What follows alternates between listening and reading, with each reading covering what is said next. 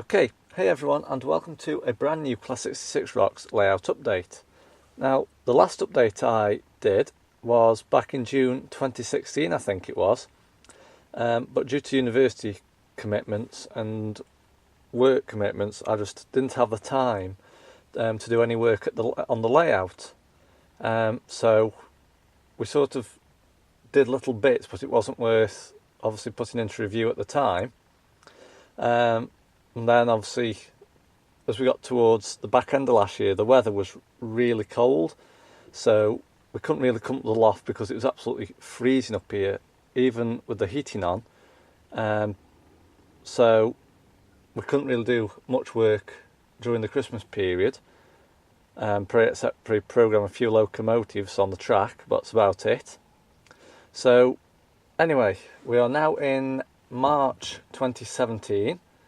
So this is the first layout update in a while, actually, so I'm just going to do a quick update of what's been going on, just to keep you in the loop. I haven't given up on model railways whatsoever. If you've noticed recently, I've been doing quite a few Stobart reviews and a few various other videos, but like I say, I've not given up on the layout. We are still working on it, so let's take a look at what we've got then. Okay, so for this layout update, as you can see, we are actually quite busy at the minute. Apologies about the untidiness. I've been having a clear up this morning because we're actually going to be ballasting the track this coming weekend. So this might appear in an April update. It could be early May. It just depends on how fast we can get this ballasting work done.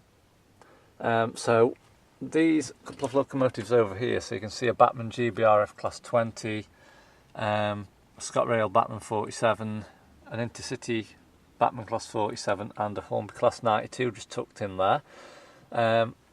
They've all just got to have little bits of detailing done at them. So the plan is we're going to maybe try and do that one weekend, just in the morning. Then we're going to come and do the layout in the afternoon, so hence why they're there. So if we just look underneath here, I don't actually think you can see that.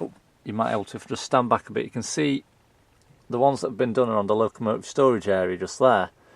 But we're going to install some lighting under there actually, to make that light up so you can actually see all the locos that I've currently got under there. So they're all detailed and programmed and whatnot. So moving along now, so as you can see, all the track work is now down on the main bit of the layout, as you can see. In the last update, I don't think half of this track was even down.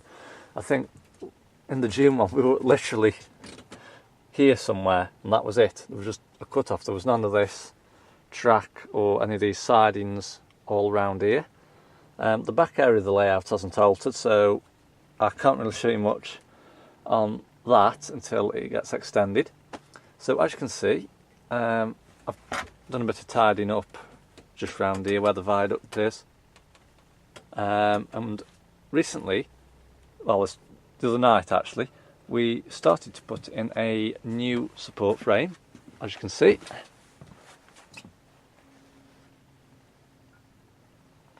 So this will be an extension of the viaduct into like the Scottish era of the layout that we're planning, and then that'll run on to a modern day version that I've got planned myself.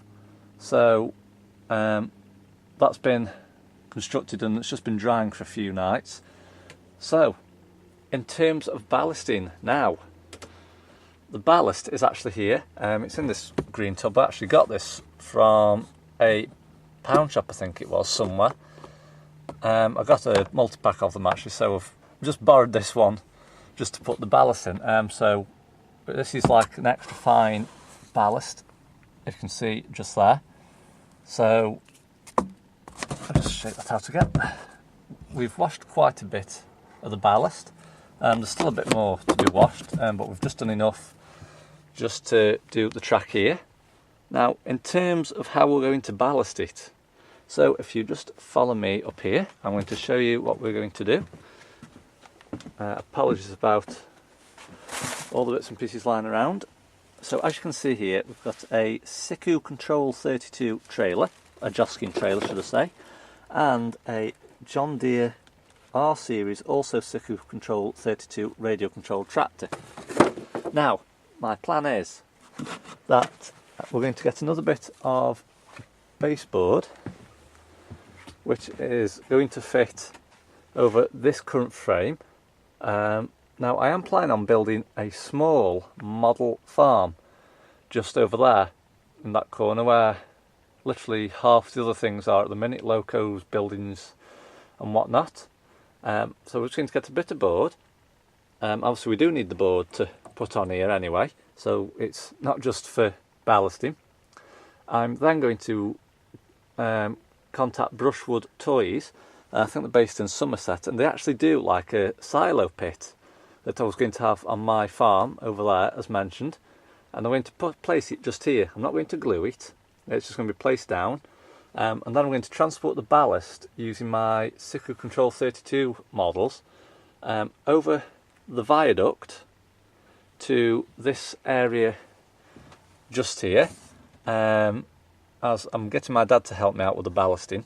So I'll be driving the models over the viaduct, and they do actually fit, I've measured them this morning, to this waiting area just here. So imagine if that wasn't there, and the ballast will be tipped here, and then my dad will sprinkle it on the track and glue it and do it with PVA, etc., so that it can be drying. And then what I'll do, I'll probably spin round somewhere and go back over the viaduct and get another load of ballast to bring it back over again. But like I say, until the farm gets anywhere near being constructed, I just thought I'd have a bit of fun, just running them on the layout, give them a bit of work to do, and maybe throw in the video as well, just to show you what I'm doing, just as a bit of fun really. So don't take it too seriously, because I know like some people on videos, they leave comments thinking that you're going to be driving the tractors while driving the locomotives on the layout and whatnot, because I have had a few sarcastic comments over the past few weeks, but I have removed them from the channel, because it's not actually worth getting into an argument with people, to be honest, about that. But the majority of the comments are absolutely fine. You can have a chat with other YouTube users about layouts, trains or whatnot, and they are really nice people. It's just the odd few that tend to spoil it for the rest. But hey ho, we're not going to get too worried about that. So that is it basically, the layout update for March 2017.